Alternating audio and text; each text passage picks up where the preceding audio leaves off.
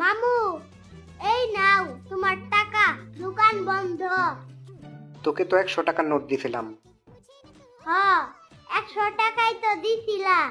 তাইলে 100 টাকার নোট কই? তুমি তো কইছিলা কিছু কিনা খাইস। আমি কইছিলাম আগে স্যালাইন কিনতে, তারপর কিছু কিনে খাইতে। তুমি যে চাচার দোকান থেকে স্যালাইন কিনতে কইছ, ওই দোকান বন্ধ।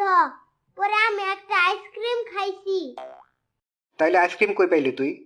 পাশের দোকান থেকে কিনছি। পাশের দোকানে জিজ্ঞেস করছিলি স্যালাইন আছে কিনা? না, জিজ্ঞেস করি নাই। তুই কি চিন্তা করে স্যালাইন না কিনা আইসক্রিম খাই আইছস? তোর কি একবারও কিচ্ছু মনে হইল না? ডায়রিয়ায় আমার শরীর যায় যায় অবস্থা। তোর কি বিবেক বলতে কিছু আছে? তুমি কিছু খাইতে কইছ, তাই খাইছি।